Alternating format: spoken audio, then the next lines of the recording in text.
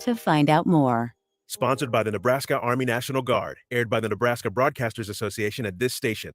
This is Lincoln's home for sports talk on the FM dial. Also online at theticketfm.com. On the internet. KNTK FM Firth, 93.7 The Ticket.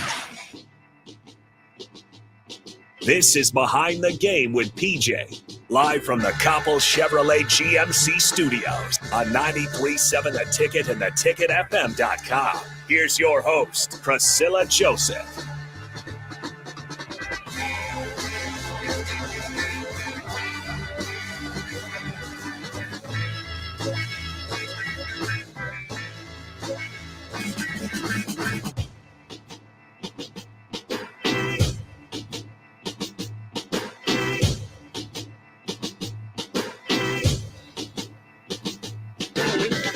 Welcome in, everybody. Behind the Game with PJ is back after another week hiatus. I'm officially back. Priscilla Joseph is back on the airwaves of 93.7 The Ticket and theticketfm.com. You guys can join in on our conversations, 402-464-5685, Honda of Lincoln Hotline, Starter Heyman text line, and on Facebook, YouTube, Twitch, Twitter. You can see us on the Starter Heyman Jewelers live video stream, and we actually need some help. We need some help. Which wine are we going to drink? We got 6 of them, man. Six different wines that we can choose from. If I can read them from back here, we got a Sean Minor Chardonnay, Naughty Vines Cabernet Sauvignon, a Naughty Vine Chardonnay, bread and butter.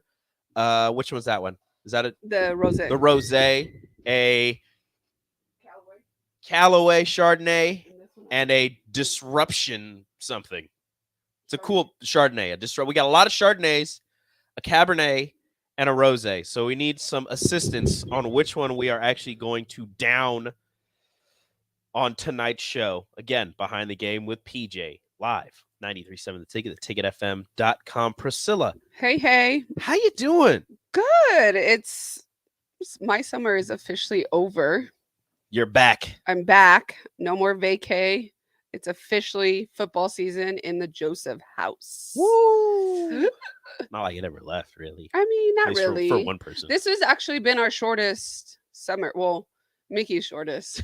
We got the week zero, we took the full advantage and we were out of here. But I'm actually really happy to be back. Really? Well, because everywhere we went was hot. Disgusting. You trying to tell me it's not hot right now? Ma'am, I drove here with my windows down and my sunroof open. Well, now it's cooling off, but at like all day. 2:00 today. I mean, okay, it was. We went to Costco. Steamy. I was sweating a little bit when I loaded up. A little bit. I was sweating a little bit. When I loaded up my it was a Costco run, so my whole car got filled. So it took me a while to load them in the car. So. Okay, it was hot, but it wasn't. It is hot. Look, you want to keep talking about the difference between Louisiana and here. I saw Trey Palmer. He's lying. He said, "Oh, Nebraska." He said, "Nebraska got us today." And I think it was yesterday. Trey Palmer, you are being soft. Wow. Let me go show you what. I hope he's listening. Well, actually, they're in meetings. He's probably not. They're in meetings, but they're busy. I will inform him that I hope he's not listening. You better not be listening. You better not be. You should be in meetings right now. So, yeah, but I was happy to be back. It's always like a struggle to get back into the routine of things, especially when you have a whole month off. Mm-hmm. Grateful for that, but it's hard. The kids think they can wake up and eat ice cream. They can't. Ice cream is an every hour food. There's no set time for ice cream. You get ice cream for breakfast. 6 a.m., 7 a.m., 8 a.m. I mean, not my kids. As soon as you wake up, you can eat ice cream. My kids ain't gonna eat no ice cream. But no, listen. So I went nutritious breakfast of Pop-Tarts. I went the week before to get ice cream, and they love the little drumsticks, right? The little mini ones. Well, no, the drumsticks. Hey, I just came to get a hug. Well, I'll be yours after the 15th. Yep. Oh, I was gonna break it to you later, but it's fine. Well, thanks. Just drop the ball. Like I was gonna let you know. I was gonna let you know later, but yeah. So I get you for one more. This will be. No, you one more with you. Yeah. One. I'm off next week. I'm taking a week off.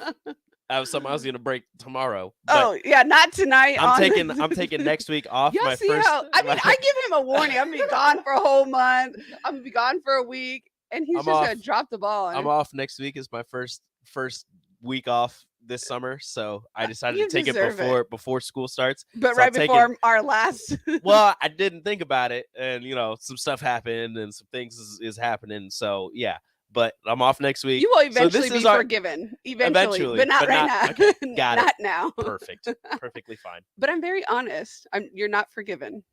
Not yet. That's okay. Okay. You don't have to forgive me. I mean, You eventually, don't have to. You don't I have will to like forgive me. for You just gotta respect me. I will forgive you for me, not for you. Okay, that's fine. Fair. I deserve that. Fair enough for dropping the ball. Yes. Yeah. So But I'm sorry that I'm leaving you. It's just necessary with changes happening. It's okay. We're gonna be fine. I will be forgiven at some point. But so well, it's been a fun ride. it has been. It's been a blast. It's been a on-off Little roller coaster of here's the show, here's the show, here's the show, and then she's gone for a month. At least now they're stuck with me for the next 6 months. Yep. Oh, buddy. Get you during football season. During football season. What is Priscilla like during football season? Very anxious. I don't want to say agitated, but very anxious. And probably in a million different, I'm always running checklists in my head because Your brain's scattered in a bunch of different places. it is. Yeah, because one, I have to make sure Mickey needs whatever he needs that he eats, probably. what he eats, and every game he always forgets something, so I always have to go back to the stadium and make a run or whatever. So we have our ritual where we drop him off the morning of the game. Mhm. And then after I drop him off on the way home, texts me that he forgets something, and then I have to go all the way back. Perfect. So but yeah, during the week it's stuff like that. And then we have so many home games. So for the home games, I've always treated the wide receivers with special brownies, not special. let me take the special out of it. Wait a minute. 'Cause we're not allowed to do that. No, not you those treat kind them of to brownies that you make. specially made for Yeah, me. there you go. Yes. So me and Melania. So we go. I usually wait till Melania gets out of school and we go drop them off, and then that's when my kids get to build relationships with the players that end up becoming big brothers. Mhm. And that's why my kids are the way they are with Trey, because they got to see him. Got a lot of big brothers. Yeah. And now they both got 16, 18, something like that. That's a lot. Here we go. Yeah. Surprise. Now I'm trying to figure out how many batches I need to make. Ooh. Before I was making 2. Now Trey needs apparently his own tray because No, okay. No. no, listen, that's what he told me, and I was like, you're funny. No, Mr. Palmer. I'm gonna need you're a gonna couple have to- games for You're gonna you. have to chill. All I right. need you to earn a whole tray. I have to do something really spectacular to get a tray. So I do that, and then obviously the kids and their extracurricular activities. And then now, surprise, I'm officially coaching. Yes. I'm an assistant coach for the 14U Quakes. What? Yeah. Hold on. Wait a second. You can't just drop this on me and not wait a minute. Hold on. know. Wait. Say that again. I am the assistant coach for the 14U Quakes.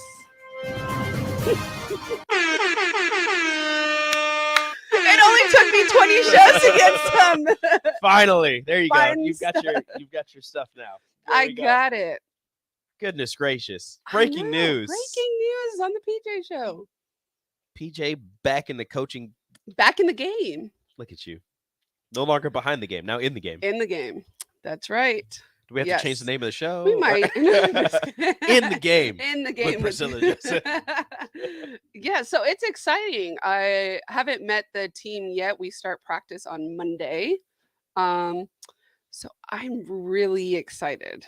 Like really excited. Yeah. If you can't tell. Yeah. I can't. No. I can't tell the smile on your face. I know. And then it's fun because Melania's at the age where I can bring her along and she can, because when I was coaching, when she was like a baby and crawling and running around like one, she was with me on the softball field. So it was, she loved it. Like she would, when I would do conditioning, like she would go and do squats with the girls. She'd run the laps with the girl. I mean, she'd be the last one, but then the girls would go back and do another one just so that she could finish. That's And necessary.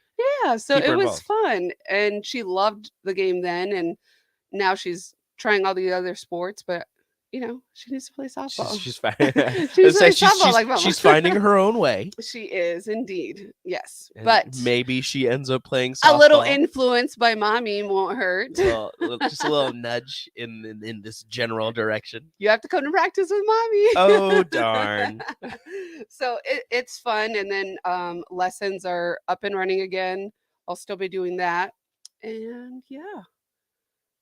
How did this come about? Like, So I was doing lessons with a girl, and they have been, I guess here in Lincoln, there's just not enough teams, or just, I don't know what it is. They're missing something. And her dad really just wanted to put a team together at this specific age, 14 and under, where they can like grow together and stay together and go through the process, build the chemistry, because chemistry on the softball field is, I mean, just like with any team, it's just the Just like longer you're together, it's like a team leading up to high school. yes. And then, you have the girls that do high school and then have those summer teams that they're on.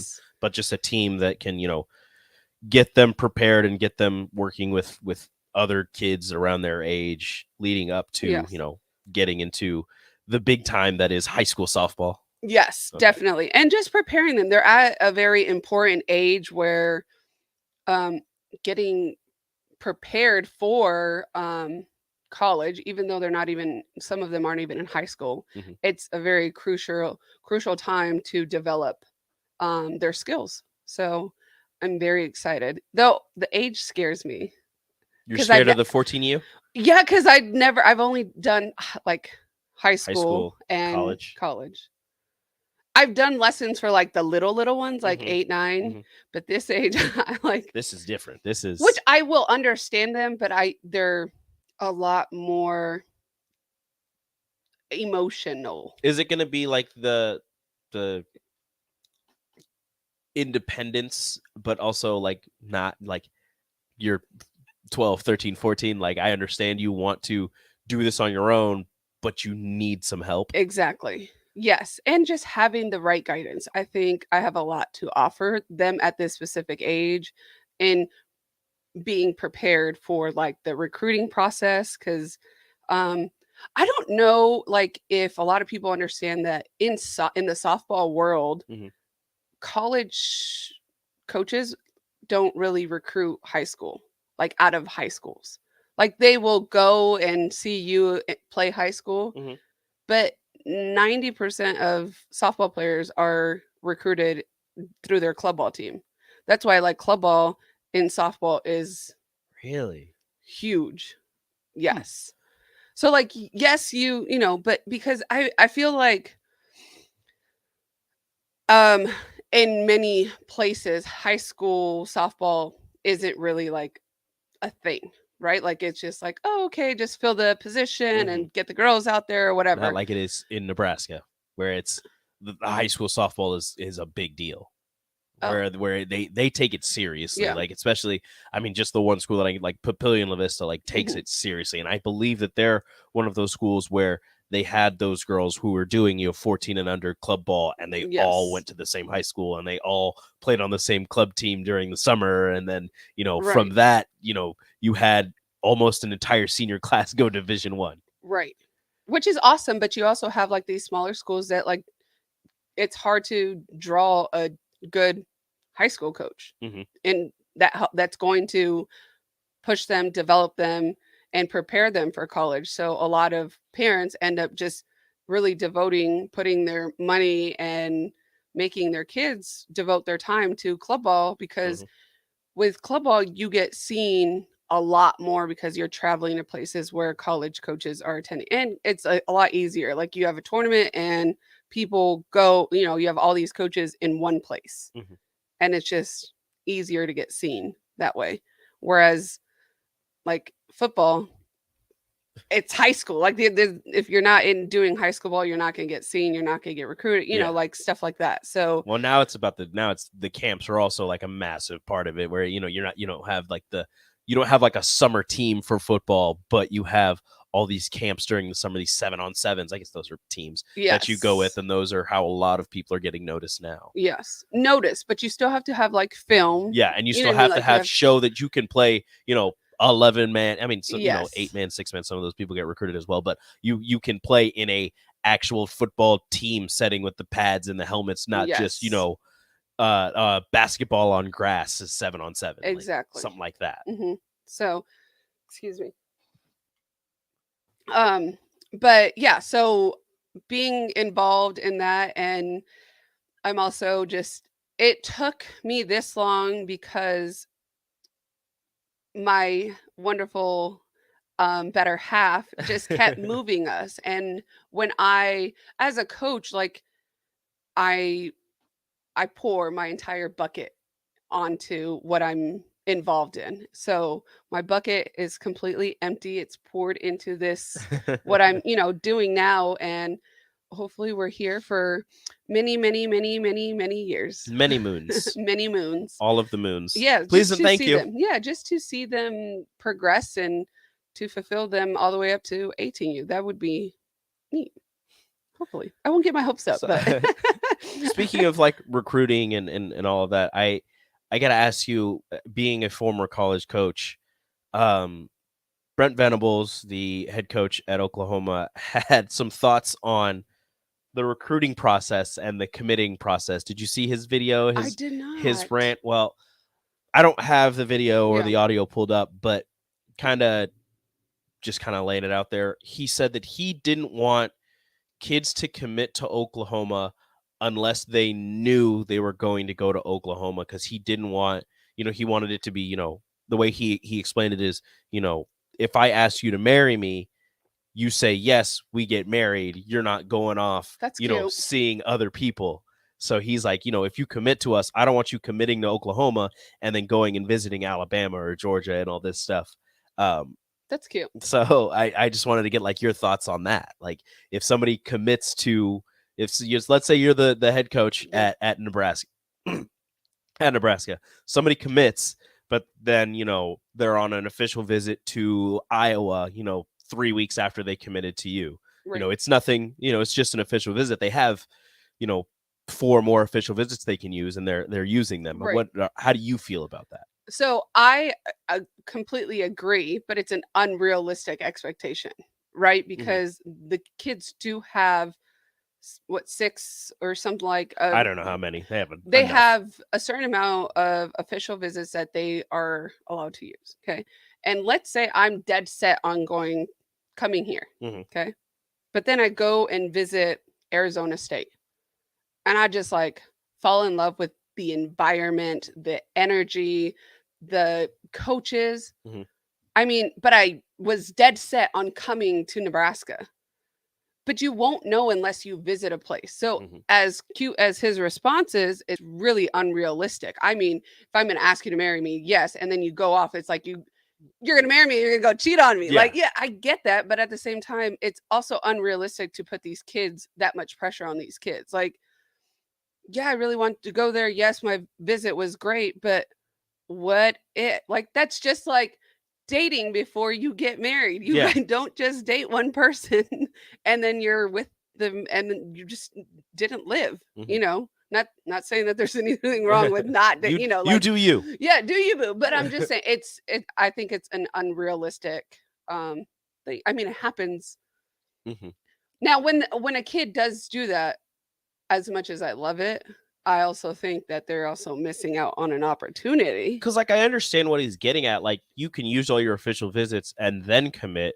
But if you commit and then take your official visits. Yes. But another part of me thinks like there's a certain amount of roster spots open. Right. So I want to save my spot on this team, but also I don't know if I truly want to go here because I've heard, good things about this college, but if worse comes to worse, this is the place that I want to be right now. Yeah. So if I commit, let's say I commit to Nebraska and then I go on a visit to USC. And as you said, I get there and I fall in love with everything about it. And I'm like, do you it's one of those things where it's like, do you have roster? Like you wouldn't have me on an official visit if you didn't have a roster spot open, Right. but like, do you have a spot for me? And they say, yes, we would accept your commitment. And be like, okay, well, now unfortunately I have to go back and I have to do this.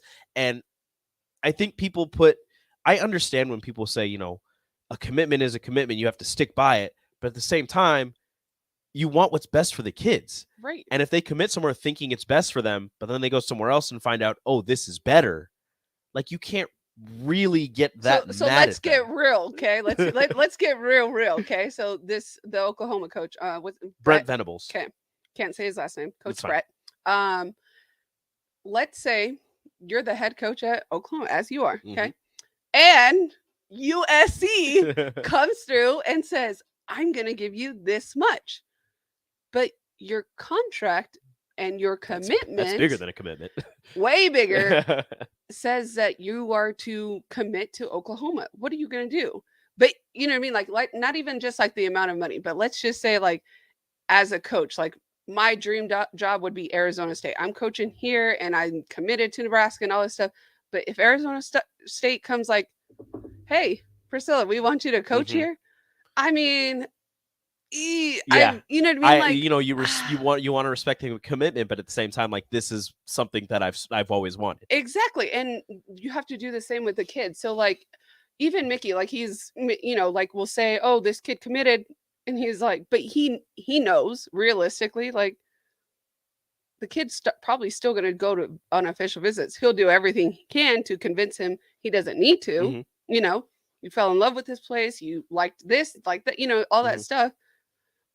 And then I'm over here in the background. That's so rude. Let the kid do what he wants to, But I get it from a coaching standpoint. Yeah, like it's part of the recruiting process. It is. So it's a tug of war. Yeah, between the coach and the player. So I get it, and I understand both. So I don't get upset. Like when I had kids, I'm like, stay here and do this, and you're committed. I want you here, and then they're like, go and do. I'm like, okay, now and then, but and it makes it difficult for a coach because then, do you like not go and offer another kid or take a commitment from another kid because this kid committed, right? So then it's like what is it, like a domino effect? Yeah. Well, sometimes you have those non-committable offers, but at the same time, like my thing is if a kid wants to commit and you're like, oh yeah, sure, we'll accept it, and then that kid's like, okay, like I want to commit, but I have 5 other official visits. Yeah. I'm not going to tell you no, you can't do that. Like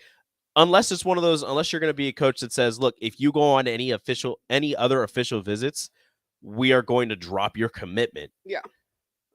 But at that point, like, is that really the way you want to do business? Like, Yeah. I don't know. I'm not a coach. I never went through the recruiting process. I don't have to recruit kids. I don't understand all the intricacies of it.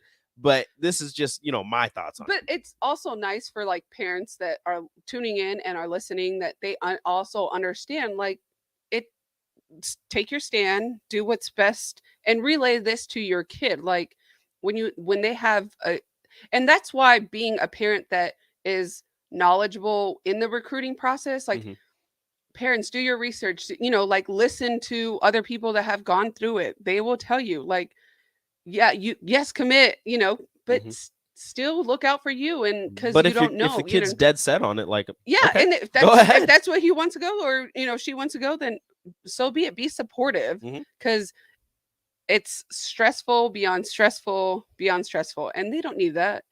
The kids don't need that. I mean, let them be kids. Yeah, we'll dive a little bit more into that on the other side of the break. You're listening to Behind the Game with PJ on 93.7 The Ticket. Warhorse Casino is bringing winning opportunities to Lincoln. Get in on the action at our next job fair, Tuesday, August 9th from 3 to 7 at the RBC Event Space, 5721 Johanna Road. We are hiring trailblazers in every department: beverage servers, slot, custodial, security, and more. Every employee is treated like family, and every role is essential in creating a one-of-a-kind experience. For information on openings and job fairs, go to warhorsecasino.com. Working at Continental in Lincoln isn't a job, it's a career. And right now they've raised wages again and they're hiring for production operators at $22.58 per hour. And other select jobs is starting at $24.28 per hour, with wages growing up to $30.30 per hour. Continental also has salaried jobs available and great benefits, plus medical and prescription costs at very low premiums. Dental, vision, and life insurance are offered at no premium cost to the associates. To learn more or to apply, go to continental-jobs.com with keyword Lincoln. Come work at Continental today. 1 in 3 adults has prediabetes. 1 in 3. That means it could be you, your football buddy, your football buddy, or you, your best man, your worst man, you, your dog walker, your cat jogger. While 1 in 3 adults has prediabetes, with early diagnosis, prediabetes can be reversed. Take the risk test at doihaveprediabetes.org. That's doihaveprediabetes.org. Wait, did they just say 1 in 3 adults has prediabetes? That's 33.33333% of adults. That means it could be me, my boss, or my boss's boss, or me, my favorite sister, or my other sister. That's 7 members of my 21-person romantic book club. Wait, the 1 in 3 could be me, my karaoke partner Carol, or my karaoke enemy Jeff. I'm going to take the risk test at doihaveprediabetes.org. Brought to you by the Ad Council and its Prediabetes Awareness Partners. Hi, Sean Callahan here for Coppell Chevrolet GMC, and things are cooking in Louisville. Right now, our pre-owned sales are off the charts, and we have loaded up the lots full of inventory. We've got a great supply of Sierras, Silverados, Tahoes, Yukons, and crossovers. Plus, we've got a great supply of back-to-school cars just in time for the big day. Don't forget about all of those new 2022 and 2023 units arriving every day as well. So please take that short, money-saving drive down 144th Street or shop online at coppellcars.com. You'll be glad you did. You want to feel important. You want to be a part of something bigger, something that matters and can help change things. You want to feel like you belong. We know. We felt that way too, and that's why we did something about it. We aren't just Army National Guard soldiers. We are normal people just like you. But our part-time service in the Army National Guard means we get to be more. When our communities are in need, we get the chance to stand up and do something about it. We get to serve in our own region and help the people we call neighbors.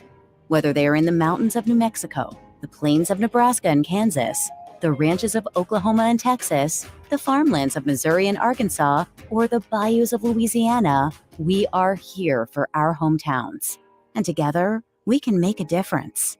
Take on your legacy. Visit NationalGuard.com to find out more. Sponsored by the Nebraska Army National Guard. Aired by the Nebraska Broadcasters Association at this station. Alexa, play 93.7 The Ticket. Okay, playing 93.7 The Ticket. Alexa, turn down the lights. Dimming the lights. Alexa, order a pizza. The big one. All the toppings. Are you sure that's a good idea? Alexa. That's a lot of pizza for just one man. Alexa, just do it. Stop judging me, just do it. As you wish. Thanks, Alexa. You're my best friend. Victor deployed for the first time to Afghanistan in 2003. At 4 a.m, my phone rang. They said, "I regret to inform you that your husband was wounded in action." Victor sustained a moderate traumatic brain injury. I was doing school full-time, and I was also then caring for Victor. One of the most important elements of caregiving is taking care of yourself. I just didn't want to forget that I also had goals and that I also had a life. What I did is I challenged Victor to meet me halfway. There are almost 6 million military and veteran caregivers across the nation. We have our own journey, and we can fulfill that journey at the same time that we are helping our loved one. Visit aarp.org/caregiving for a free military veterans guide to navigate your caregiving journey and better care for your loved one and yourself. Brought to you by AARP and the Ad Council. I grew up hearing that women are bad with money, but like many of you, I spent years paying bills, managing checking accounts, and taking care of my family. So turns out women are pretty good with money after all. And now I'm taking control of my financial future by saving for retirement. It's never too late to start, and there's a great website to help you. Check out WeSaySaveIt.org and jumpstart your retirement savings on your budget and your timeline. That's WeSaySaveIt.org. Brought to you by AARP and the Ad Council. Behind the Game with PJ with Priscilla Joseph on 93.7 The Ticket and theticketfm.com.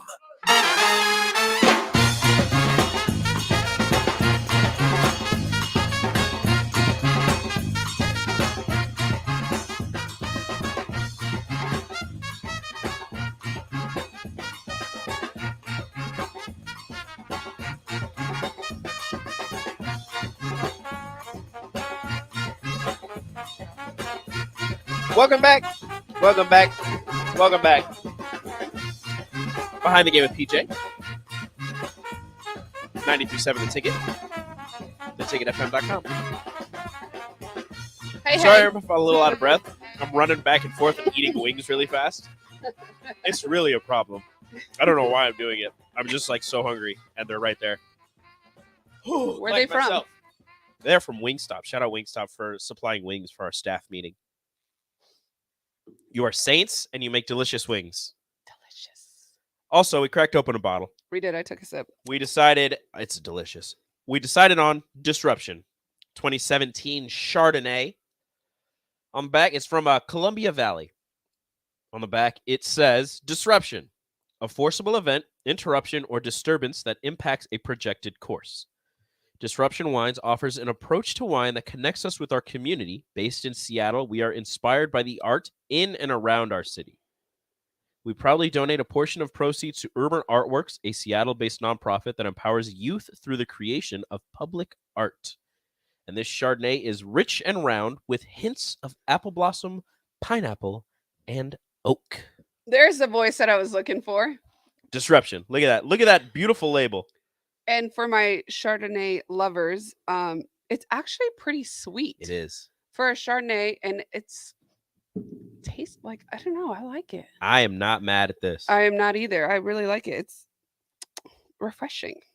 Very refreshing. I'm going to miss drinking wine on Thursdays. I forgot. I had already forgotten about it. So disrespectful, Rico. Yeah, look, he's gonna give it to me all tonight. You're welcome. So building off of what we were just talking about, the commitments and the continuing to visit. I wanted to ask you, what did I want to ask you? It was about the transfer portal, but I don't remember exactly what my question was going to be. I hate when that happens. It happens to me way too many times, but it's okay.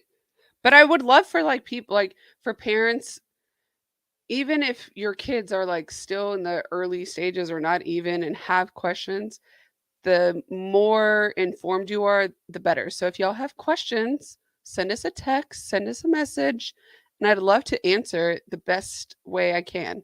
Yeah, 402-464-5685. Honda Lincoln Hotline, Starter Human Text Line. You can call or text.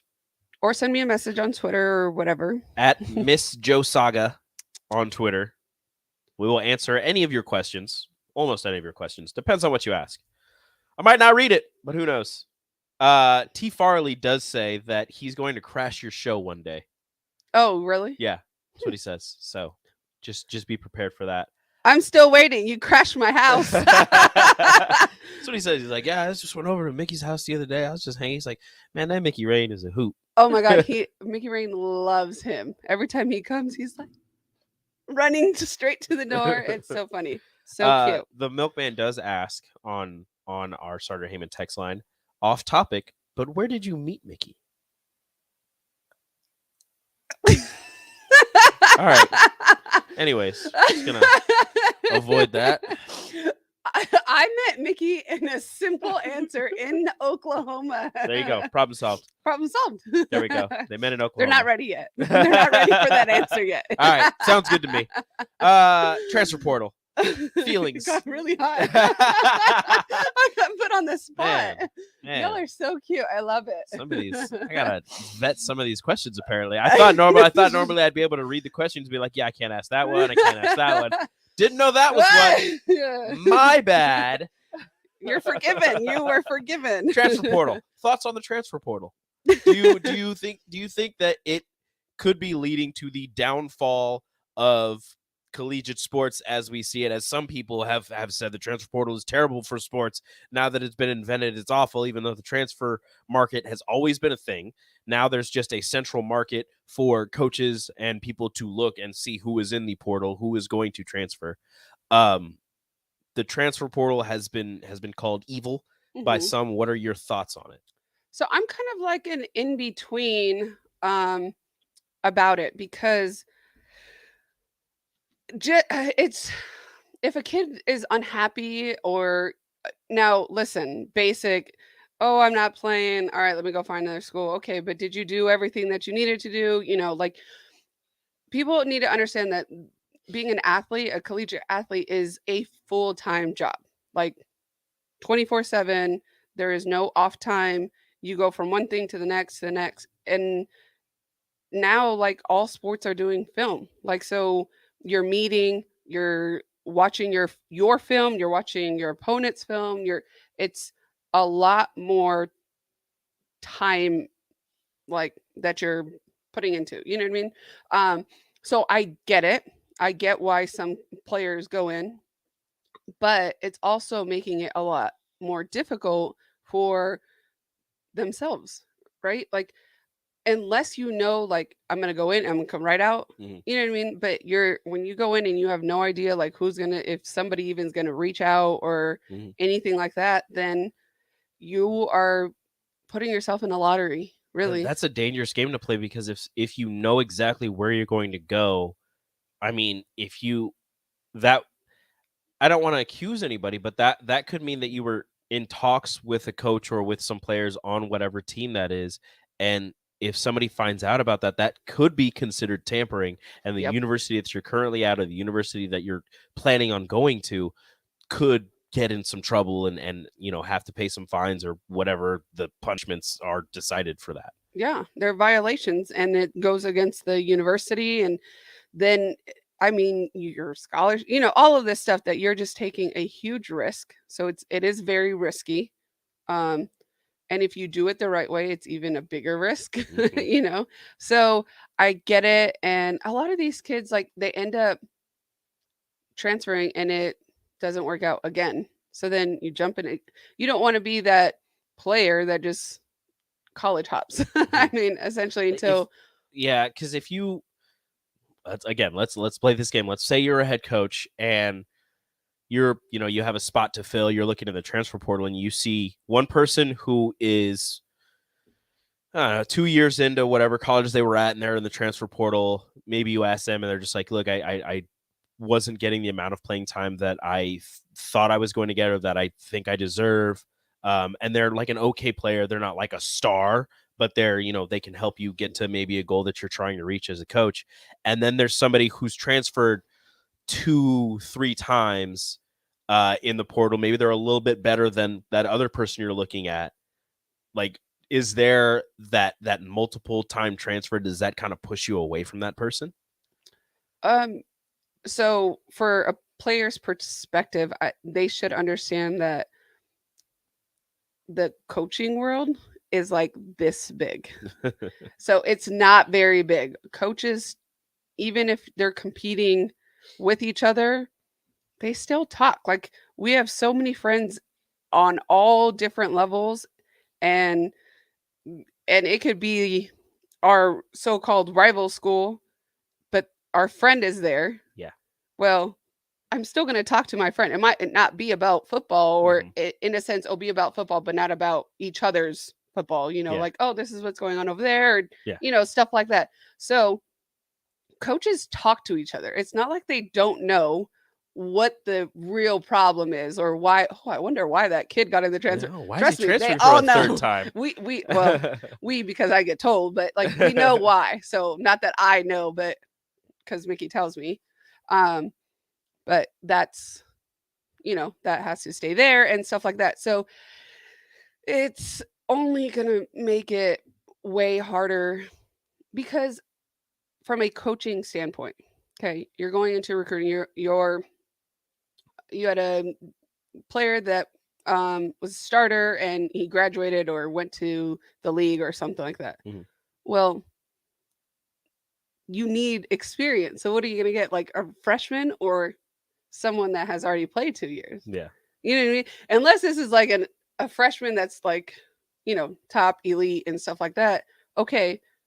But if I can choose between a freshman or a 2-year, like I'm gonna pick someone with experience because it's they're not, you can't beat experience. Mhm. That's why all the jobs said what they ask you, what's your experience? 2 to 3 years of experience. Well, I need to have a job in order to get Exactly. experience. That's the hard part. That Okay. is the hardest part. I'm going to ask you. So we got a question on the text, and I'll ask you this question, get your answer.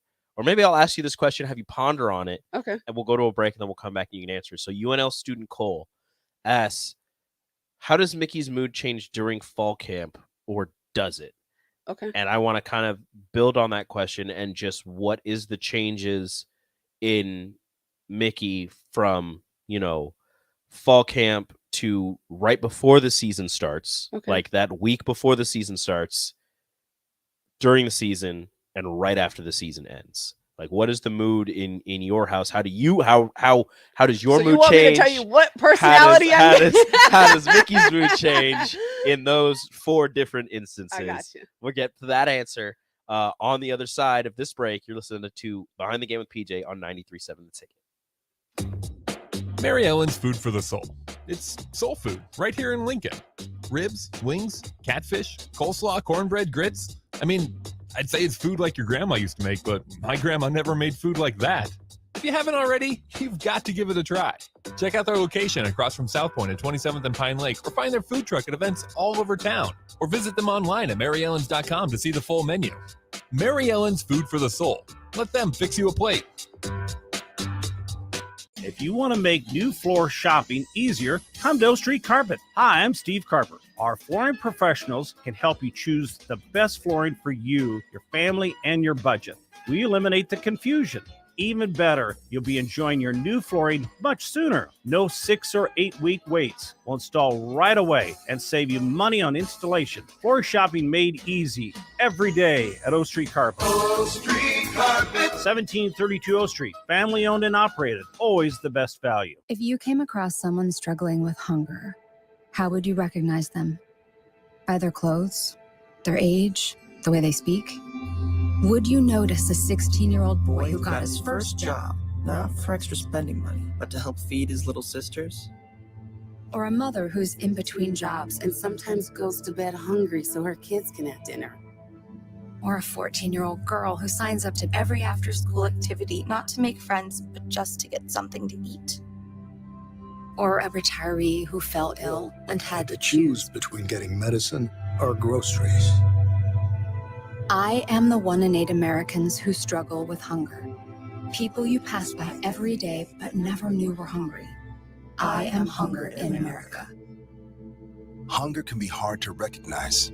Learn why at IamHungerInAmerica.org.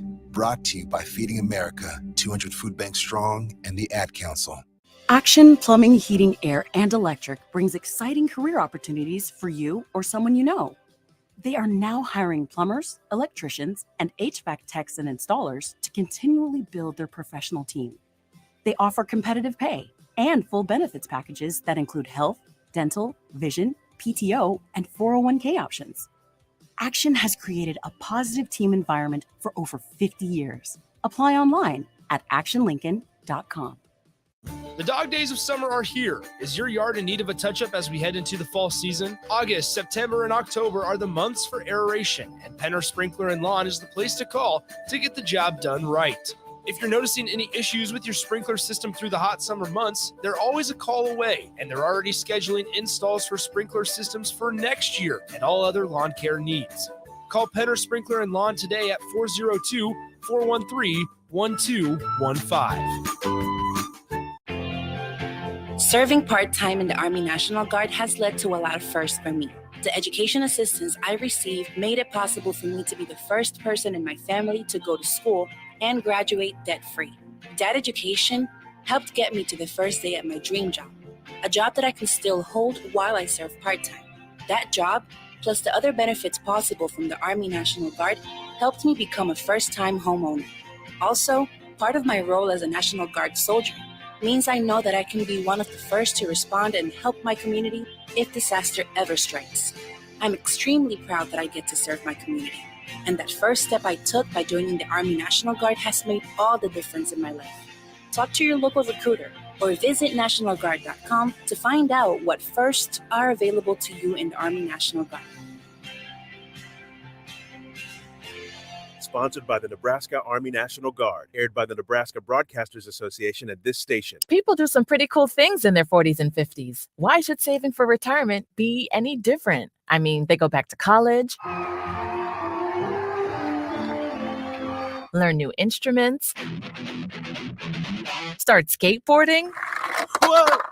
Okay, maybe that one's not for everybody, but saving for retirement is. With aceyourretirement.org, you can get on track with your retirement savings no matter your age. Just have a 3-minute chat with Avo, the friendly digital retirement coach from AARP. You'll get personalized recommendations based on your input that are easy to understand and work with your lifestyle. It's quick, easy, and free. Plus, it's sponsored by AARP, so you know they got your back.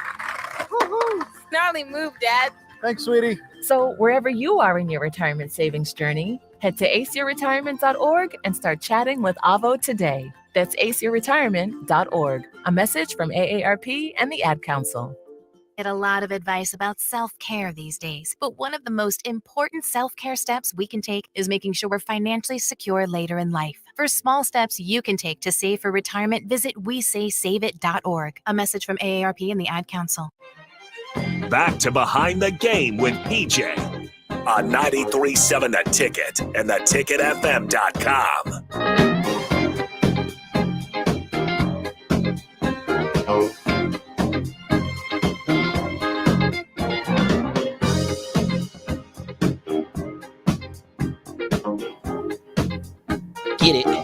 Get it, yeah.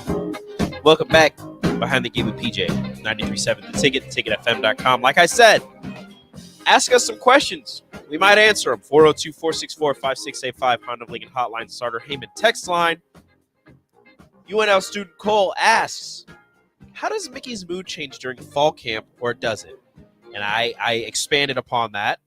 Fall camp, right before the season, during the season, after the season. What are the 4 Mickeys? 4 Mickeys. The 4 Mickeys. There's and also 5. The 4 Priscillas. The 5 Mickeys. Oh, my goodness. Excuse me. Okay, so right now, fall, I wish I could tell you. I don't know. I don't see him. I see him for 2 minutes a day via FaceTime. Wow. So, yeah, he said goodnight to the kids before I headed down here, and I will probably beat him home. Probably. Yeah. Like last night he got in, the kids and I were already asleep. So, but yeah. So fall, he's anxious because he's trying to crush down on the boys and just be very hard on them now, so that during the season it's more like just maintenance, right? So fall, that's probably as much as I can tell you because we don't really get to see him. That makes sense. And then right before, like the week of, it's like a total shift. Like he's just like in the zone. Our conversations go from 2 minutes to 1 minute because he is focused on whoever that opponent is. First opponent.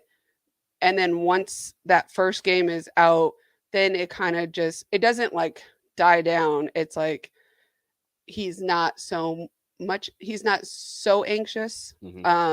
He's just, it's all football, and usually coaches do like one night is kind of like family night where they get off early. We rotate where it's just date night, one night or 1 week, and then the next week family, just so that because the kids, but this year we'll probably maybe just all do family night the whole season because little man has a really hard time when he's gone.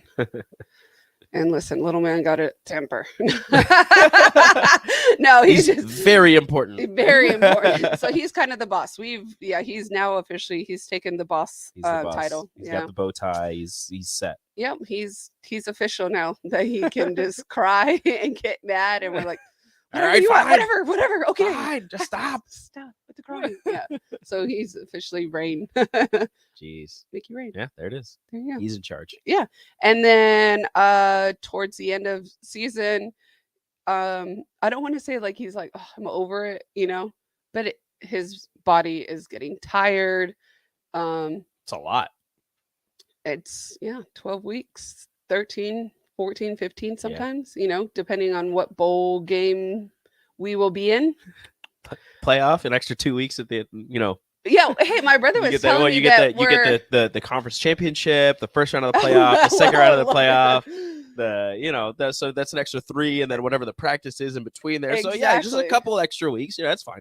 But I did see. Well, I didn't see. My brother told me that we're projected for some bowl in Arizona, so I was really excited about that. Latest I saw was the Pinstripe Bowl. I don't know where which that's is in at. New York. Oh, New York. Which Okay, well, New York in December sounds terrible. Oh, I was you gonna play say, it. They sounds would play in amazing. Yankee Stadium. Oh, that'd be amazing. Would I've it? never been. That'd Yeah, be awesome. but it's New York Freezing. in December. So And it's cold. A bowl game, you're supposed to go somewhere warm. says who? We're That's just a bowl game. Oh, but it's That's just hot the all rules. time. That's just the rules of bowl. There's like 2 bowl games that you don't want to go to: the Pinstripe and the famous Idaho Potato Bowl. Okay, we won't go to Because either the of those. Pinstripe is in New York and the famous Idaho Potato Bowl is in Boise, Idaho. Oh, It's cool because it's on a blue turf, and if you win, you get French fries dumped on you, what? Are you serious? which is awesome. And I would pay any amount. And then there's like Someone just feed me French there's like fries. the mayo bowl, and they dump mayo on you. So I would Oh, pay. I would throw I up. would pay enough money to see Scott Frost have French fries or mayonnaise dumped on him. That'd be so disgusting. I'd open wide. Make sure they're warm, There you please. go. Yes, warm French fries, please. Lightly salted. Lightly salted. No, you got to go somewhere warm for a bowl game. Okay. So Well, Arizona, actually, Florida, funny, when Texas. we went to Arizona with LSU for the Fiesta Bowl, Arizona had like record-breaking low temps, and everybody's What's a record-breaking low temp for Arizona? It was like 30s, like that. That's still pretty nice. No, listen, I mean, I had never experienced 30s. Now I'm like, oh, that feels good, right? Yeah, but Well, back not yet. you'd be like, wait a minute. I mean, I still think it's really cold, 30. But in Arizona, so all of our players, they're like, Mama P, I thought you said it was gonna be hot, and I was You like, said this was Arizona. What is this? I was like, whoa, listen, and then it was so cute because the boys are like, there's mountains here. I'm like, yeah, there's mountains. I'm like, you can go hiking here. They're like, what? Go hiking? They're like, what? Seriously? They're like, we just thought it was cactuses. I'm like, there's cactuses Love it. on the mountain. Love it. Like Nebraska, it's just corn. It's just corn. Love it. Outsiders. Children. Some people's children. But yeah, so towards the end, he's kind of just like, all right, we got to make it. We got to, and then after that, it's back to the grind because it's recruiting. Yeah. There's really no off season for him. No, because now they go from bowl game straight into recruiting. Mm-hmm. Yeah. So those, and then summer Mickey is usually sleep. He's usually like sleep. He will take about 5 naps a day.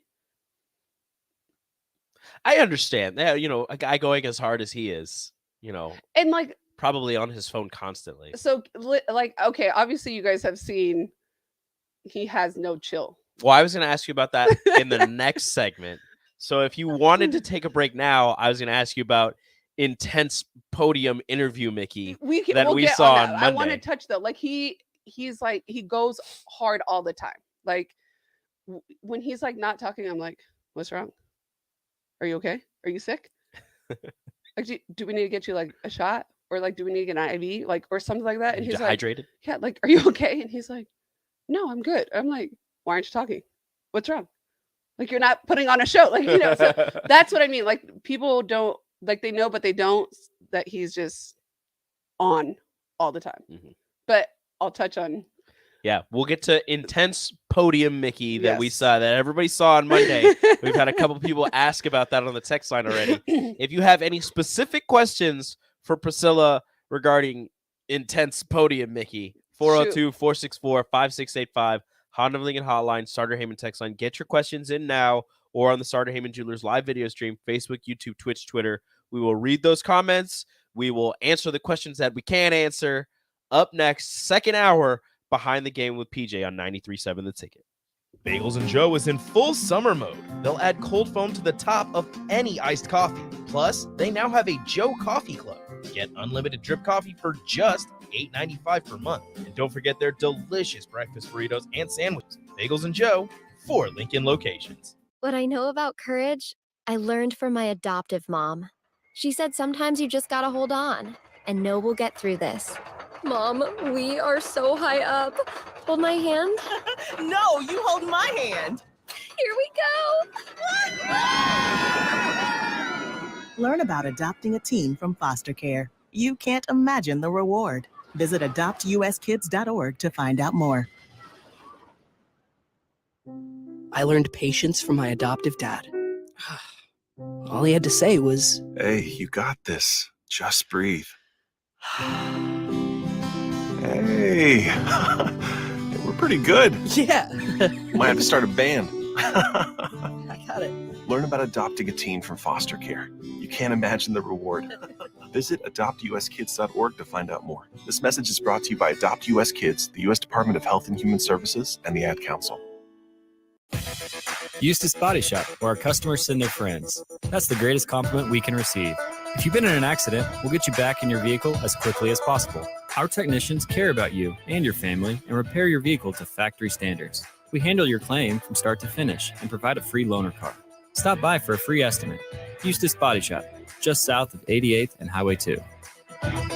The most recommended Eustace Body Shop.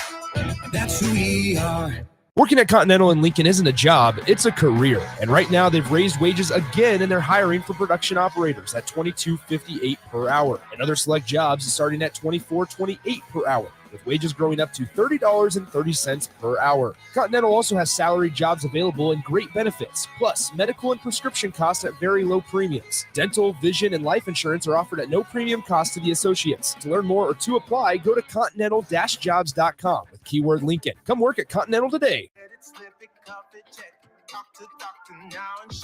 I get it, slip it, cuff it, check it twice a day. I get it, slip it, cuff it, check it in the morning and before dinner. I get it, slip it, cuff it, check it, and share it with my doctor. Nearly 1 in 2 U.S. adults have high blood pressure. That's why it's important to self-monitor your blood pressure in 4 easy-to-remember steps. It starts with a monitor. Now that I know my blood pressure numbers, I talked with my doctor. We're getting those numbers down. Get it, slip it, cuff it, check it. Talk to doctor now and share it. Be next to talk to your doctor about your blood pressure numbers. Get down with your blood pressure. Self-monitoring is power. Learn more at manageyourbp.org. Brought to you by the Ad Council, the American Heart Association, and the American Medical Association, in partnership with the Office of Minority Health and Health Resources and Services Administration. Nebraska fans, it's almost time for college football season. Brokers Insurance Agency in Lincoln is a proud donor of Nebraska athletics. Brokers Insurance Agency is located at 33rd and A Streets in the heart of Lincoln. At Brokers, they can help you with all your insurance needs. Let them worry about your insurance so you have more time to enjoy the college football season. Call one of their licensed agents today at 402-420-5353 or visit their website at brokersinsurancene.com. Go Big Red. The Ticket Water Cooler with Jake Bakoven and Nathan Brennan. Let's take it a step further. If Nebraska wins the division, that means they go to the Big Ten Championship. They win the Big Ten Championship, that means they go to the playoff. They go to the playoff, now we're cooking with gas. I don't agree with you. I don't know what to tell you. That's ridiculous. Weekdays from 3 to 4 on 93.7 The Ticket and theticketfm.com. As an 18-year-old, I let my mistakes kind of take over my life. I was 0.5 credits away from completing high school, and I didn't do it. 10 years later, at age 28, Jackie finished her high school diploma. When I found out that I was pregnant, I know that I had to do something for myself if I wanted to make her a better person and provide a better life for her. My family never stopped pushing for me to be better because they knew what I could become and who I could become as a person. My support team is amazing. The educational director, my sister, and even my 7-year-old daughter has just been more than the support that I could ask for. I've been given an opportunity, and I'm just thankful for it. No one gets a diploma alone. If you're thinking of finishing your high school diploma, you have help. Find free adult education classes near you at finishyourdiploma.org. That's finishyourdiploma.org.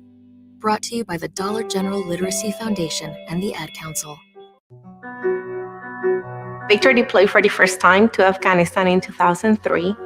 At 4 a.m, my phone rang. They said, "I regret to inform you that your husband was wounded in action." Victor sustained a moderate traumatic brain injury. I was doing school full-time, and I was also then caring for Victor. One of the most important elements of caregiving is taking care of yourself. I just didn't want to forget that I also had goals and that I also had a life. What I did is I challenged Victor to meet me halfway. There are almost 6 million military and veteran caregivers across the nation. We have our own journey, and we can fulfill that journey at the same time that we are helping our loved one. Visit aarp.org/caregiving for a free military veterans guide to navigate your caregiving journey and better care for your loved one and yourself. Brought to you by AARP and the Ad Council. We stand on the shoulders of women who came before us. Women who fought for their own financial futures. And now it's our turn. Join us. Visit WeSaySaveIt.org and take control of your financial future by saving for retirement. A message from AARP and the Ad Council. This is Lincoln's home for sports talk on the FM dial. Also online at theticketfm.com. On the internet. KNTK FM Firth, 93.7 The Ticket. This is Behind the Game with PJ, live from the Coppell Chevrolet GMC studios on 93.7 The Ticket and theticketfm.com. Here's your host, Priscilla Joseph.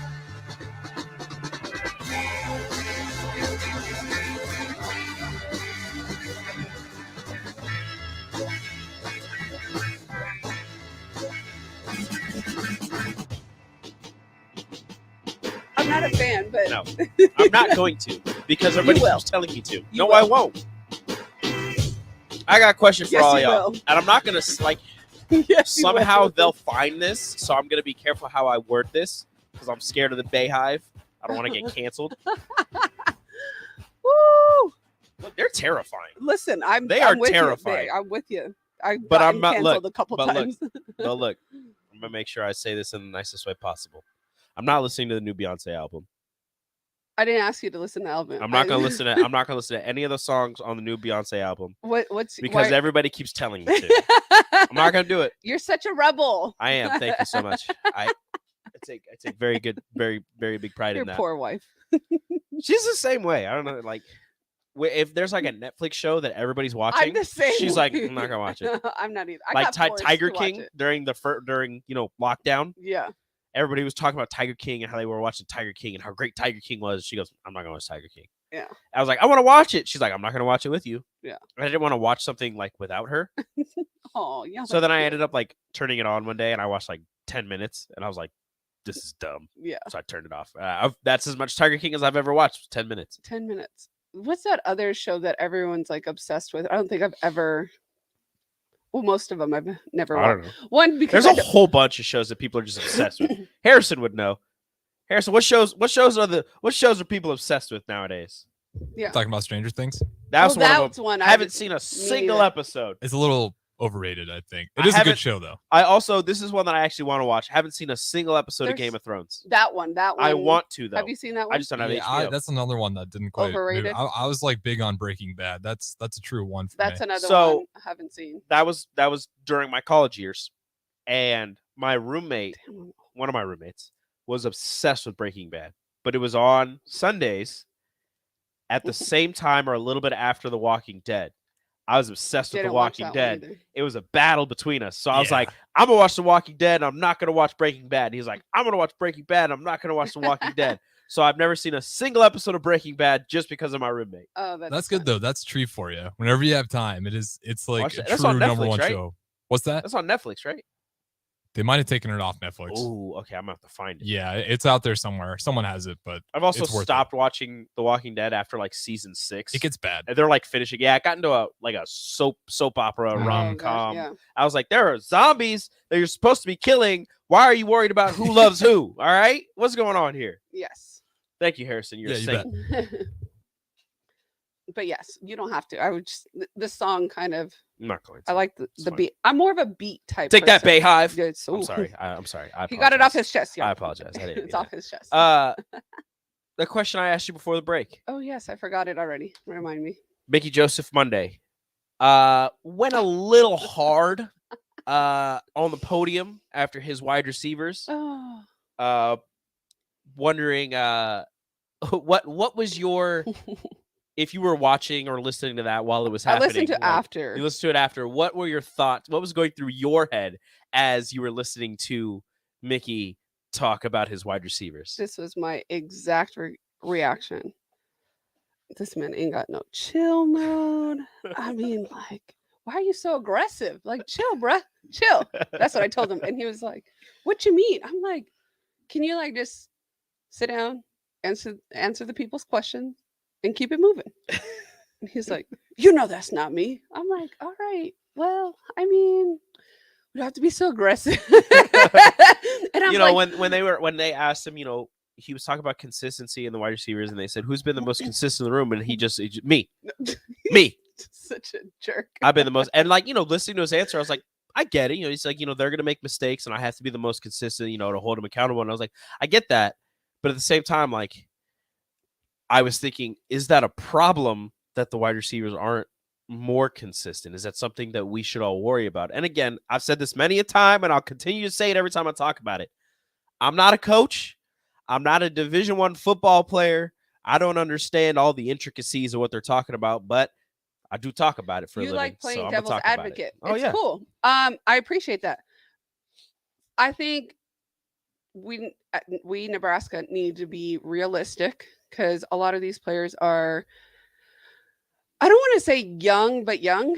They're still kind of young, and there's still a lot of all the players on the football team. I mean, they're all like, you know, Yeah. you have maybe like a couple who are like 24 or over, but for the most part, they're all under 24. and they're all working well offensively. They're working with a new staff. So the big thing with coaching is like new verbiage.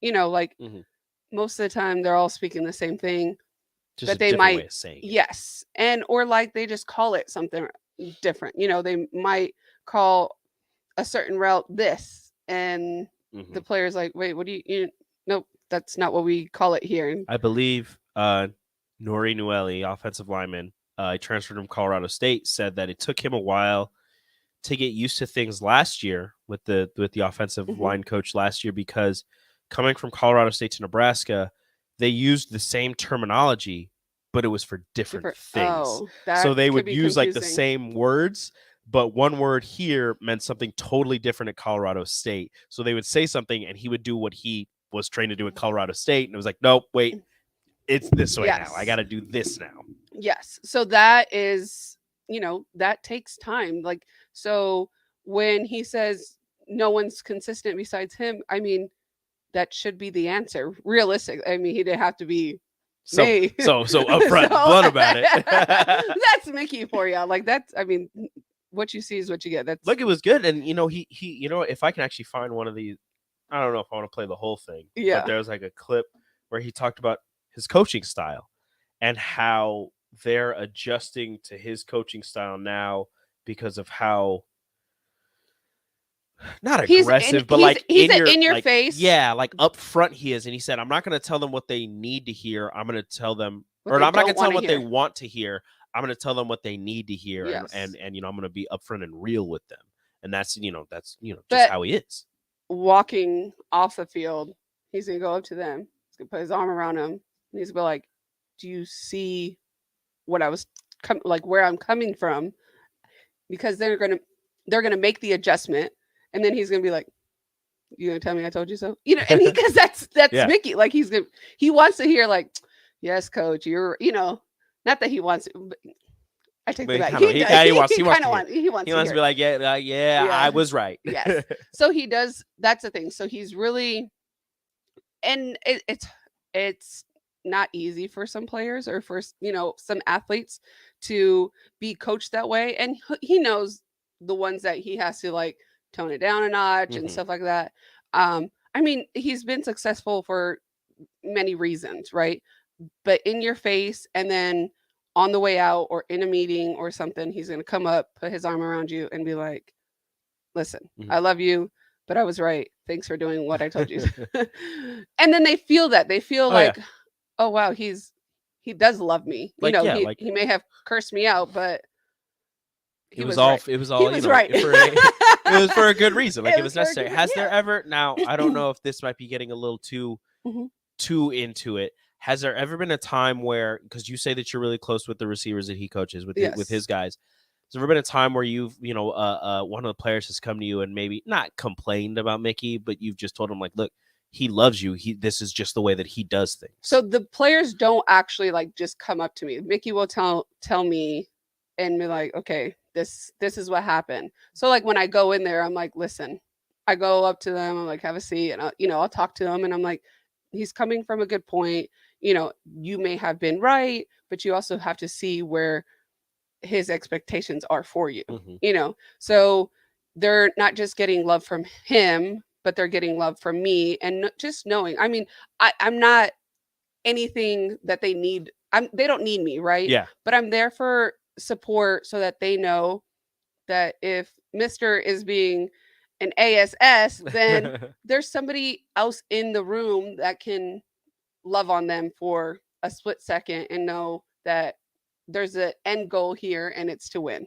So Like, everything he's doing is coming from a a place good of love. place. Yes. Yeah. Yes. He's doing this so he can get the best out of you. Yeah. But most of the time, like, I'll tell him, like, because he'll come home and tell me, like, this, I got into it with this. And I'm like, maybe tomorrow you need to go and love on him a little bit, Mhm. And like, he'll even just share like random things about players, or like, oh, this player came in and told me this. And I'm like, what did you ask? Like, because I'm coming from like the outside, Mhm. I'm like, well, and he's only focused on football, right? I'm like, well, maybe something's going on. Maybe he reacted because there's something outside of football that's, whether it's at home or in class, and then he'll go to work the next day and be like, and he'll call me our 2-minute conversation, and he's like, you're right, like such and such, this something was happening. I'm like, and it's a team. Like, it's like, I also need to remind him that as much as we love football, there's still a life outside of it, and you have to be aware and conscious that these kids aren't just football. Like, they still have to go to school, they still have to have relationships, they still have to do their work and get better, and all of this stuff that adult life, right? Yeah. So you have to remember that. And as a coach, sometimes you forget that because you only see them during football time. You see them as the athlete when there's, Yes. the student and just the regular person Yeah. outside of that. Mhm. But he's really good at having those relationships, because the players come, they go through the office, and I'm like, just, hey, reminder, make sure to check in on them. Yep. I know it's camp, and camp is stressful for the players. It's a very stressful time because they also don't see anybody. Like, we don't see him, like they don't see their girlfriends, or they don't get to talk to their mom at lunch like they normally do, and Yeah. stuff like that. So it's a difficult time, and it could be stressful. So yeah, I mean, gotta cut him some slack a little bit. Yeah, I mean, Not it all the happens. time. It's, like you said, it's stressful. So, sometimes the emotions bubble up, and then, it gets to a point where maybe you have the Monday press conference and it's like that. But again, it's as he said, it comes from a place of love, and they're looking out for each other. I just have to remind them, this is not the Mickey Joseph show, so gotta tone it down. So take it down. It's not all you, but it's Yeah. okay. It's okay. He's just passionate. That's yeah. it. Look, the passion is good. The passion is what the people want. That's what people want is passion. But y'all be hyping him up like that. Oh, they did. Oh, like, they did. I mean, oh my God, I got tagged in it like immediately. I was They were like, just like, yeah, look at this. I was like, look at how excited he is for the season to start, and he wants perfection from his wide receivers. I'm like, at the same time, he's like, they are going to make mistakes. Yeah. I just have to, try to minimize that as much as I can. So, right. Yes. And I've said it before, and I'll say it again. After a certain point, after coaching them up for as long as you do and teaching them everything that you can teach them, once they get onto that field, once they get onto that court, once your athletes get to whatever place that they're going to play, after a certain point, it's on them. Like, you can only do so much as a coach, put them in the right positions, but then they have to take that and excel. Yeah. Because you can't, you can put, your linebacker in the perfect spot. You can have your receiver, they have the exact route to run and it leads them to green space, but they have to run fast enough to get under the ball. They have to get their hands in the right position to catch the ball. They have to tuck it away and make sure that it doesn't get poked out.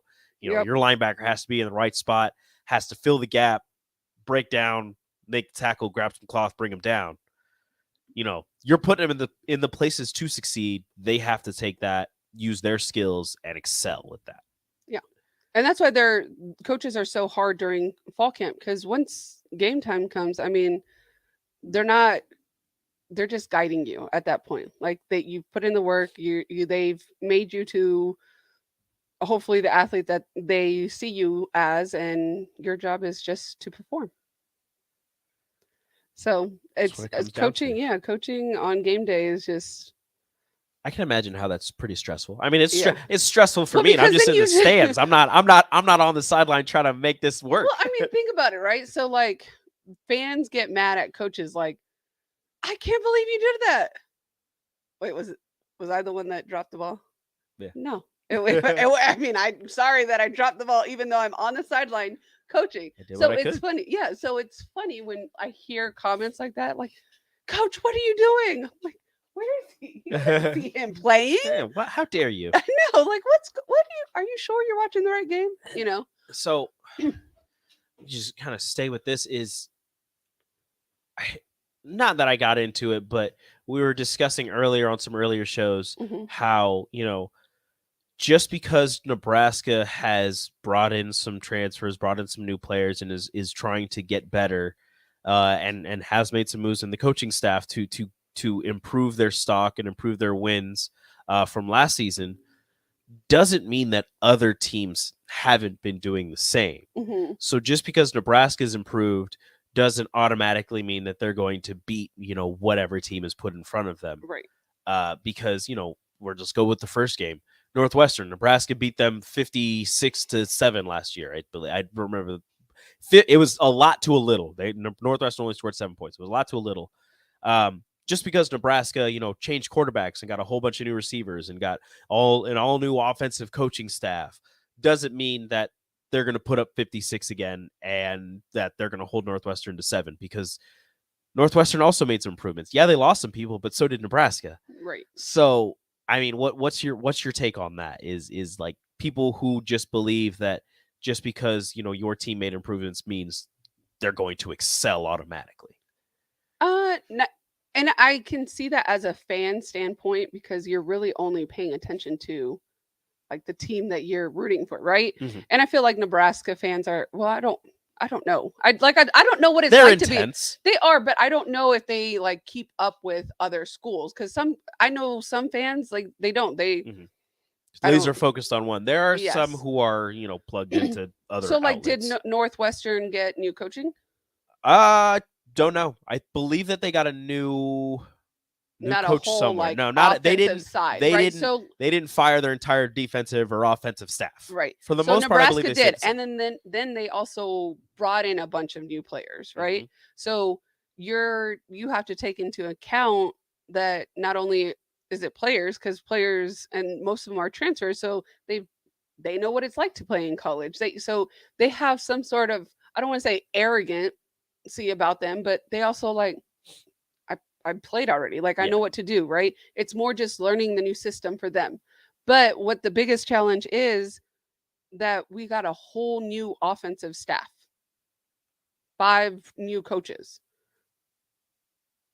So one, they got to gel, they got to understand how to each other's coaching styles, and not feel like you're treading on water, right? Like you want to be comfortable, you want to have this rapport, you want to be like, okay, I can come to you like, wait, hold on. That, and be comfortable enough to not question, but like ask, wait, like, what do you mean by this? And if coaches are coachable, like coaches have to be coachable as well. Yeah, they have to be, because you have to, it's not like football, you're coaching alone. You're coaching with like 30 some people. Yeah. So that takes into, and it's not even just 5 coaches, because you have GAs and you have analysts and all that fun stuff. So you got a lot of different a lot of different voices. A lot of different voices, a lot of different opinions, a lot, and and some people say stuff and some people don't, and you got to ride the wave and see where it goes. I don't know. It changes every year. I mean, listen, we go in thinking, okay, we don't think like we're gonna win every one, right? Like that is unrealistic. But at the same time, you think you're going to win more than you're going to lose. Absolutely. Unless like he's just like, oh man, this is not great. It's never happened since he met me, because I'm his lucky charm. Of course. Please keep that going. please bring whatever that. Please bring that here. I got you. Like I told you, excuse me. We've never had a losing season, and last season we actually had a losing record, but he said it doesn't count because he didn't coach in the bowl game. There you go. So technically you were 500. We were 500. Not a losing record. I'll take it. So yeah, we in 13 seasons. No losing records. Whoo. So all those people on that board not me anymore. I changed mine. So all those people that have a losing record. I think it's just one person. Everybody else is 500 above. It's just one. It's Mark. It was fun. It's Mark. I'm gonna call him out. It was Mark. Just Mark Onweiler is the only one. But me and him had the same record, optimism. And I was the only one that was getting called out. We had players coming in here. They're like, what's this? Why are you? And I was like, Rico. Why are you looking at me? I was like, there's another dude on there with the same record. And they're like, nah. And I was like, okay. But no, I've improved. There you go. I've improved. I'm not going to say what, actually, I got him 8 wins. I don't care. I'll say it. What about our bowl game? 8 wins includes There's 9 wins. Here you go. There. Thanks. Somebody tried to say if they went undefeated that I'd have to eat like hot peppers or something. And I was like, look, if that was a true bet, I'm sorry, but I would be like, whatever their last game is, I'd be like, look, I'm not doing it. You better miss a field goal or something. I'm not doing this. You better look, you better run to the end zone. You trip, you fumble it. I don't know. I don't want to do this. But no, I would never do that. Yeah. An undefeated season would be fantastic. Always. Undefeated seasons are fun. What is you don't know anything about that. Oh no, not at all. just a historical one. Whatever. Fun times. Whatever. I am going to ask you, speaking of that undefeated season, speaking of Mr. Joseph, the ability to have, historic wide receivers as a wide receiver coach, make it to the next level and be extremely successful, the ability to have them and have them be as close with your family as they are and not use them, but have those names tied to you in recruiting, how much does that help? We can answer that, or you can answer that. I can't answer that. I have none of that. You can answer that on the other side of the break. You're listening to Behind the Game with PJ on 93.7 The Ticket. Sandhills Global is hiring. Check out sandhills.jobs for more information. Sandhills is looking to fill hundreds of new openings in sales, traveling support, software development, web design, and more. Sandhills has a professional culture and is fast-paced with a focus on growth, innovation, and leading-edge technologies. Career and internship opportunities are available at our global headquarters in Lincoln, Nebraska. Apply today at sandhills.jobs. Mom was always very organized. But my sister and I noticed she started to forget things. Telling my girls about my Alzheimer's diagnosis was hard. But Mom's early detection gave us time to make a plan. My sister and I were there for Mom and each other. If you or your family are noticing changes, it could be Alzheimer's. Talk about seeing a doctor together. For more information, visit alz.org/time to talk. A message from the Alzheimer's Association and the Ad Council. Hey, you got any gum? Yeah, check my backpack. What's this? Oh, that's naloxone. It can reverse an opioid overdose. I decided to always keep it on me after my friend almost died. It saved his life. I'm so sorry. That makes me want to have it with me too. You totally should. Check the pharmacy. It was actually really easy to get, and it's easy to use. I definitely will. Thanks. Paid for by the CDC. Sponsored by Nebraska DHHS. Aired with the Nebraska Broadcasters Association and this station. Alexa, play 93.7 The Ticket. Okay, playing 93.7 The Ticket. Alexa, turn down the lights. Dimming the lights. Alexa, order a pizza. The big one. All the toppings. Are you sure that's a good idea? Alexa. That's a lot of pizza for just one man. Alexa, just do it. Stop judging me, just do it. As you wish. Thanks, Alexa. You're my best friend. If you came across someone struggling with hunger, how would you recognize them? By their clothes? Their age? The way they speak? Would you notice a 16-year-old boy who got his first job? Not for extra spending money, but to help feed his little sisters? Or a mother who's in between jobs and sometimes goes to bed hungry so her kids can have dinner? Or a 14-year-old girl who signs up to every after-school activity, not to make friends, but just to get something to eat? Or a retiree who fell ill and had to choose between getting medicine or groceries. I am the 1 in 8 Americans who struggle with hunger. People you pass by every day but never knew were hungry. I am hunger in America. Hunger can be hard to recognize. Learn why at IamHungerInAmerica.org. Brought to you by Feeding America, 200 Food Banks Strong, and the Ad Council. I grew up hearing that women are bad with money, but like many of you, I spent years paying bills, managing checking accounts, and taking care of my family. So turns out women are pretty good with money after all. And now I'm taking control of my financial future by saving for retirement. It's never too late to start, and there's a great website to help you. Check out WeSaySaveIt.org and jumpstart your retirement savings on your budget and your timeline. That's WeSaySaveIt.org. Brought to you by AARP and the Ad Council. 1 in 3 adults has prediabetes. 1 in 3. That means it could be you, your football buddy, your football buddy, or you, your best man, your worst man, you, your dog walker, your cat jogger.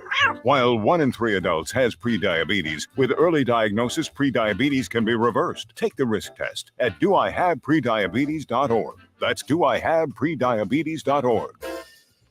Wait, did they just say 1 in 3 adults has prediabetes? That's 33.33333% of adults. That means it could be me, my boss, or my boss's boss, or me, my favorite sister, or my other sister. That's 7 members of my 21-person romantic book club.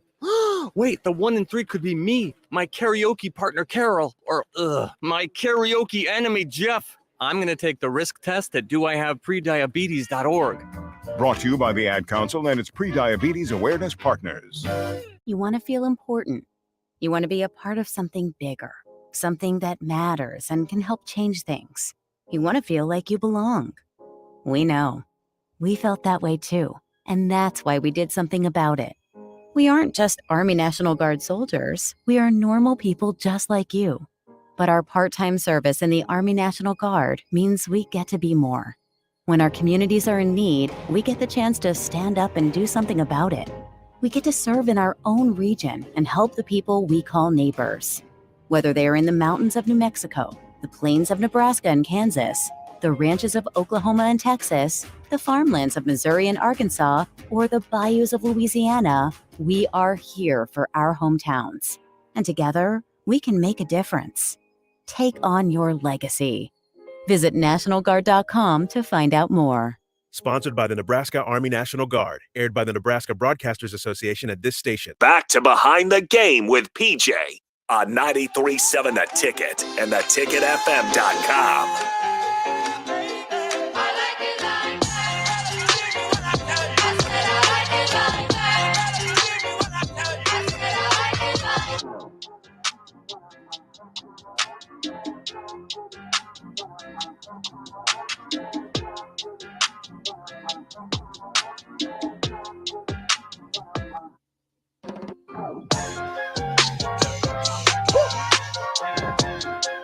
Welcome back. Behind the Game with PJ, 93.7 The Ticket. 402-464-5685. Honda of Lincoln Hotline, Starter Heyman text line. Facebook, YouTube, Twitch, Twitter, Starter Heyman Jewelers live video stream. Hop in and join us. Ask us some questions. Maybe we answer them. I'll answer them. It might be the wrong answer, but I'll answer them. I got you. So my question before the break, the ability to have names such as Justin Jefferson, Terrence Marshall, Jamar Chase linked to Mickey Joseph, how and linked to your family, because you're still extremely close with all of the wide receivers that he's coached, correct? Correct. How beneficial do you believe, or do you know, that is for Mickey on the recruiting trail to say, look, not only did these guys have success at the collegiate level, but look where they're at now? Yeah. And shout out actually to Derek Dillon. He was playing in I'm awful with like the other league, the name of it. The XFL? Yes. Or the USFL? I think the USFL. XFL wasn't playing this year. Yes, USFL. USFL. So, and he just got picked up by the Browns. Nice. And he just signed with them. Nice. So shout out Derek Dillon. I'm so proud of you. I talked to him the other day. So very proud that they just keep working and all that stuff. So, and that they accept my relationship, because I do love them, because I hear about them more than they know. But for Mickey, it's beneficial because not only can he name drop, but he can pick up the phone and be like, call Jamar, and Jamar's going to pick up the phone. Call Justin, he's going to pick up the phone. Call DJ Chalk, and he's going to pick up the phone. So the fact that after they leave him and they still talk to him, even like Terrence Marshall, it says a lot about the relationships that he creates with them here while they're in college. So that in itself speaks volume of as much as he, as a coach. So it benefits Nebraska, Oh, yeah. because now, like, let's just say, like, in 4 years, or not even, like 2-3 years, you have a kid like, hey coach, man, I like watched Jamar Chase and all this stuff, and he's like, oh really? Oh, hold on, give me 1 second, let me call him real quick. And it's just like, whoa, he just like picked up the phone and got him on the line, and he picked it up like it was no big deal, like it was if his mom was calling or his dad, and Yeah. I actually just got to see the Chase family in New Orleans, so that was fun. They're family. We hang out, we talk, we check on each other, they check on us, we check in on them, and it's a relationship that was built many years ago. So it's nice. That is awesome. Yeah. First off. Second off, we have a caller on the Honda of Lincoln hotline. Bob. Hey, Bob. What it is, Bob? Welcome to Behind the Game with PJ. Well, thanks, guys. Hey, you know what I want this year more than anything? Tell me. Not only Nebraska turn it around and go 12-0, but all these people that are negative and still want Scott fired. And this is not even the fourth quarter yet. The fourth quarter hadn't even started. The season started back in January. That was the first quarter. Then you got summer, third quarter. This is fourth quarter right now, fall ball. That's right. And then fourth is the game. And you know something? People that don't want to give them a chance and want to still bash them, I want a public apology. A public apology to the coaching staff, to the players, to the families, and to the fans that have been riding this the whole time, and want to turn around so bad. I want a public apology. And you know what? Stay off the bandwagon, because this done passed you by. We're done by. It's on right now. Get it going. Can't wait until the first game. Take it out on Northwestern. That's and you know right. something? The special teams are going to be special this year. Bill Bush. Shout out Bill Bush. He's been proven that he can coach special teams. Yes, and if we have a kicker that turns around and is struggling, I think he can fix it, because he's been there. He knows how to fix it. Great coach, Okay? yep. These guys know how to get it done. Okay? Leave them alone. Let them do their job. Let them concentrate on their job. And let's take it to Northwestern and everybody else that's on our schedule. That's we right. owe everybody this year. Thank Hell you, yeah. Bob. Hell yeah, Bob. Listen, actually, Hell yeah. Thank you, Bob. Thanks for calling in tonight. I really appreciate it. But I did want to actually touch on that, and I'm going to tread ahead. lightly. Go ahead. Okay. I just want people to understand at the end of the day, Scott Frost is not a name. He's a person with a family. He loves the game. And just like Bob said, none of this would have been done without him.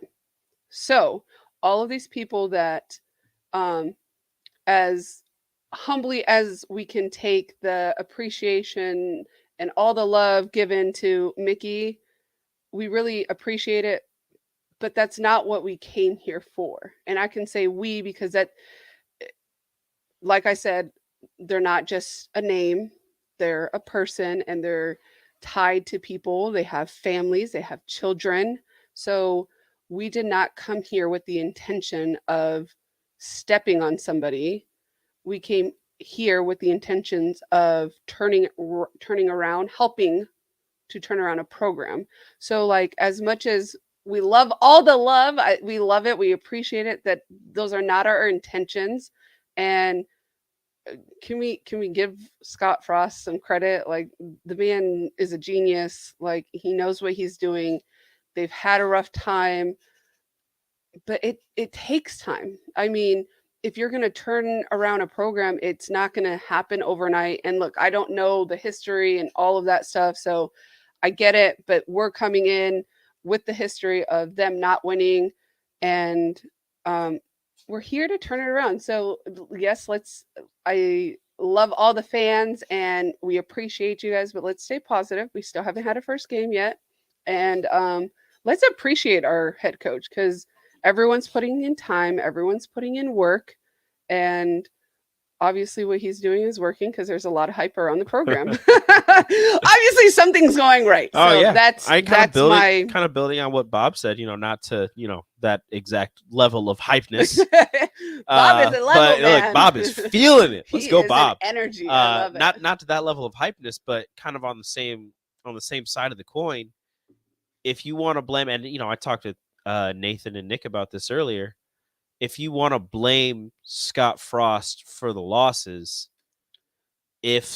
when they start winning, you should, not give him all of the credit, but you should be giving him, the same amount of credit as blame as you were giving him. Right. And I think even we've talked about this as being a former head coach, our job is to take blame.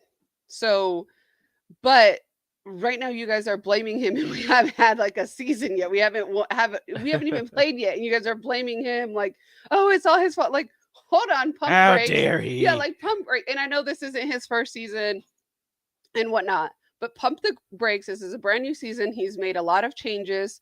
And after the season or, after a couple games, then put your 2 cents and say, it's his fault, whatever. But as a head coach in any sport, it comes with the title, right? Like you're a head coach, you take responsibility, not that it's all his fault, but as a head coach, I feel like you should take responsibility because it comes with the territory, right?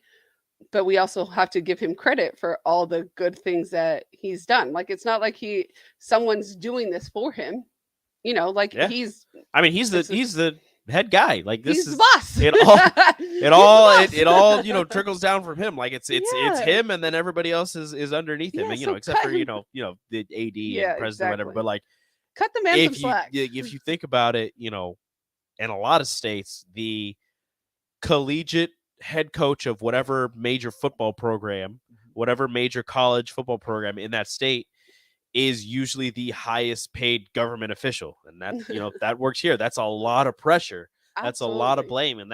And could you imagine having your name in like every newspaper across the state or on social media? You just kind And of you go have on a there, family. and your family has to go through that. Family Like has to live in this your fishbowl. significant other has to live with people just like, so about your husband, like, I think he's doing a terrible job. I just wanted to let you know that so No you can one's pass out. coming Like, to your job. You ain't gotta tell her. Yeah, You ain't but no gotta tell one's them. coming to your job and Yeah, telling you nobody's. whether- Yeah, you look. Let's just.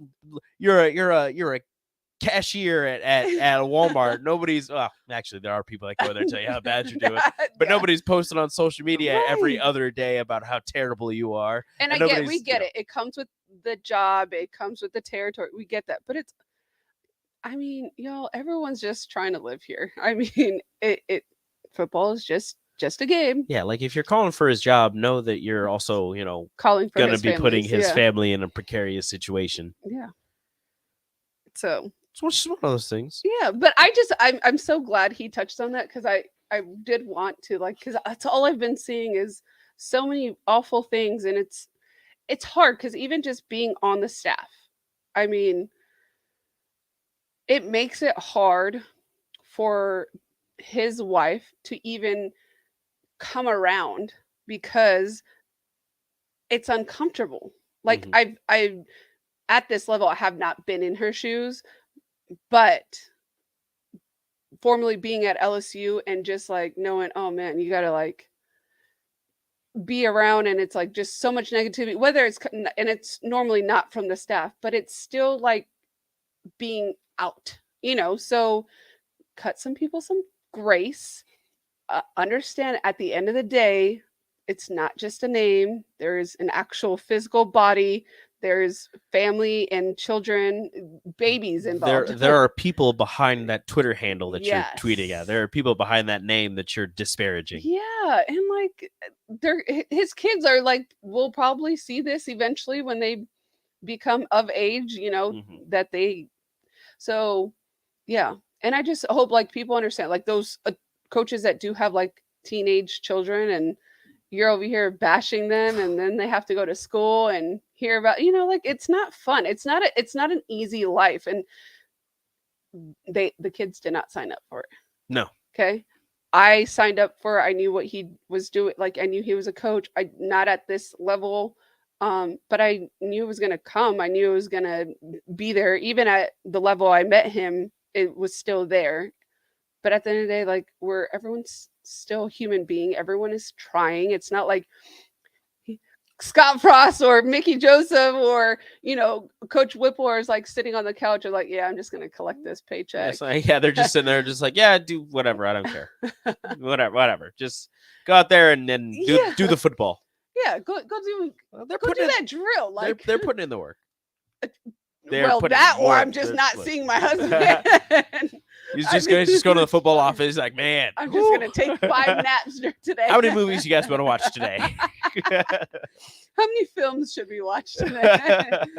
I mean, it's so funny. And I know some people really don't have an idea. And my job is really to advocate for coaches' families and relay whatever I can just to let y'all know that we really are just normal people. There's nothing very spectacular about us. Just a job title. It is. It's just a title. At the end of the day, I go home to my crazy house, toys all over the place. There's nothing special that makes me more special than you. Except for 2 AC units. I can't stand you. We'll be right back behind the game with PJ on 93.7 The Ticket. Hi, this is Pastor Tom. Did you know there's a place kids can seek out help when they're away from home and something goes wrong? They find themselves in a difficult spot or even a dangerous situation. Maybe another child is bullying them or a stranger is following them. Perhaps on a date and things just go bad. In Lincoln, here's where they can find help. It's called Safe Place. Safe Place is a national program for children taking place in thousands of cities across the United States. The People City Mission is sponsoring this program in our community and has set up a number of businesses, fire stations, schools, and nonprofits around the city to become safe locations where kids can seek out help. They just need to look for the big yellow sign that says Safe Place on it. Then go inside and ask for help. We will be quickly connected to them and ensure they make it back home or to whatever resources are needed. If you'd like to find out more about Safe Place and ways in which you can get involved, just go to pcmlincoln.org. Remember, when we all do a little, we change a lot. I'm Smokey Bear, and I made an assistant to help you out because only you can prevent wildfires. Hey, Assistant Smokey Bear, call me Papa Bear because I'm grilling up dinner. You get it? Yes, good job. So, what should I do with all these coals? Don't just toss them out. Put them in a metal container because those embers can start a wildfire. I understand. The stakes are high. Ha, ha, ha, ha. Learn more at SmokeyBear.com. Brought to you by the U.S. Forest Service, your state forester, and the Ad Council. Victor deployed for the first time to Afghanistan in 2003. At 4 a.m, my phone rang. They said, I regret to inform you that your husband was wounded in action. Victor sustained a moderate traumatic brain injury. I was doing school full-time, and I was also then caring for Victor. One of the most important elements of caregiving is taking care of yourself. I just didn't want to forget that I also had goals and that I also had a life. What I did is I challenged Victor to meet me halfway. There are almost 6 million military and veteran caregivers across the nation. We have our own journey, and we can fulfill that journey at the same time that we are helping our loved one. Visit aarp.org/caregiving for a free military veterans guide to navigate your caregiving journey and better care for your loved one and yourself. Brought to you by AARP and the Ad Council. And we're live here outside the Perez family home, just waiting for the... And there they go, almost on time this morning. Mom is coming out the front door strong with a double-arm kid carry. Looks like Dad has the bags. Daughter is bringing up the rear. Oh, but the diaper bag wasn't closed. Diapers and toys are everywhere. Ooh, but Mom has just nailed the perfect car seat buckle for the toddler. And now the eldest daughter, who looks to be about 9 or 10, has secured herself in the booster seat. Dad zips the bag closed, and they're off. But looks like Mom doesn't realize her coffee cup is still on the roof of the car. And there it goes. Oh, that's a shame. That mug was a fam favorite. Don't sweat the small stuff. Just nail the big stuff, like making sure your kids are buckled correctly in the right seat for their age and size. Learn more at nhtsa.gov/the right seat. Visit nhtsa.gov/the right seat. Brought to you by NHTSA and the Ad Council. Papa, why can't we telegraph while riding a horse? Son, there ain't no one to blame but Jeffro. He was riding old Betsy the Stallion, tip-tapping away at his telegraph, when blam! Ran right into the side of the saloon. Well, if Jeffro can't do it, neither should you. Don't text and drive. Visit StopTextStopWrecks.org. A message brought to you by the National Highway Traffic Safety Administration, Project Yellow Light, and the Ad Council. In every office, there's two types of people. There are those who bring in bagels and those who eat the bagels that someone else brought in. Everybody likes the first person. Be that first person. Weekday mornings at 7:30, you have a chance to win a business box of bagels from Bagels & Joe. All you have to do is shut up, Sipple. 2 questions for you, 2 for Sip. Win, and the bagels are yours. Lose, well, you don't want to lose. You lost Monday, you lost Wednesday, you're a loser. Shut up, Sipple. Weekday mornings at 7:30, brought to you by Bagels & Joe. Put a frog in a pot of boiling water and it'll jump right out. But put a frog in a pot of cool water and slowly heat it up, that frog will boil. As a metaphor for us and all that we go through as veterans, it's a story that rings true. We learn to endure the heat in silence. We apply what we learn to life, the bills, the job, the family, things we're expected to handle with ease. When life heats up around us, we just try to stay afloat. We let the water boil. Reaching out isn't easy, but you've never been interested in easy. You joined because you were not afraid of hard work. You are not a frog. If you or a veteran you know needs support, don't wait until the water boils. Reach out. Find resources at va.gov/reach. That's va.gov/reach. Brought to you by the United States Department of Veterans Affairs and the Ad Council. Back to Behind the Game with PJ on 93.7 The Ticket and theticketfm.com.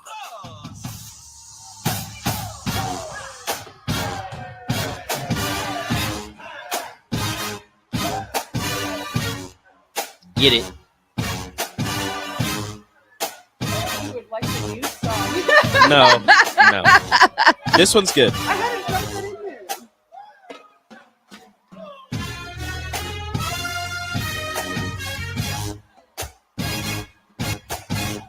I like this one.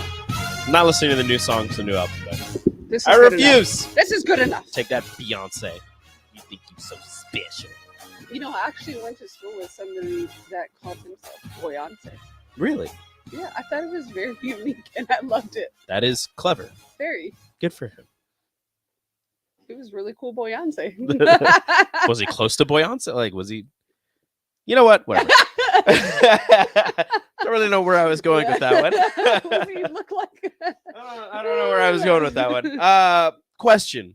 Yeah. Kind of going way back to something that we asked and talked about earlier. Mickey on the podium saying what he said. Maybe this is just me talking out of the side of my mouth. He was trying to get a message across to his receivers that maybe they weren't listening to him for some reason.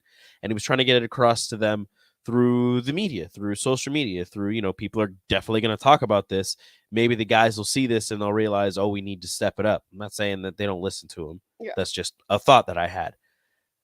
Has that ever, you were a head coach, has that ever crossed your mind? Like, if your players aren't listening, maybe I can use a different type of way to get a message to them. It's a very clever way, especially now, because they listen. Well, first of all, Mickey's reaction brought a lot of attention to it, right? So even more so that the players, somebody was like, yo, bro, did you hear your coach? He's cutting up, talking about y'all not consistent, right? So I'm sure. Is coach really the most consistent? And I'm really curious to ask him tonight, and to ask him, like, so did the players hear your message? And if so, how did they respond? So, but it is a very clever way to send a message to your players, because they are all about the media. That's one way to go across. One way to go about it. So I think some of them, I don't want to say all of them, right? Because there's some of them that will completely just stay off social media, not listen and whatever, because they're focused into the season. We've had players that have told me, I'm like, oh my God, did you see that? And they're like, no, I'm off Locked social in. media. Yeah, I'm off social media till the end of fall camp or Zero dark 30. Yeah, stuff like that. So I think that's refreshing when they don't. But even if they didn't, I'm sure one of them heard it. They're like, bruh, we got to coach figure is this out. Yeah, coach is like, he went in on us. He's only slightly upset with us. Just a little bit.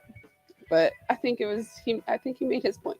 Oh, he definitely did. No, he definitely got it across, and everybody heard it. Everyone. Even heard look, if you didn't have social media, you heard it. I'm just saying. We got about 40 seconds left for our last show. Oh no, it's all right. Well, No. my last show with you. That's so disrespectful. One Derek Pearson will be taking over my slot. DP.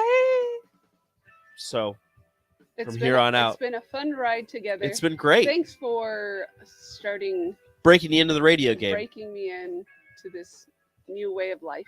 Don't go too crazy without me. I won't.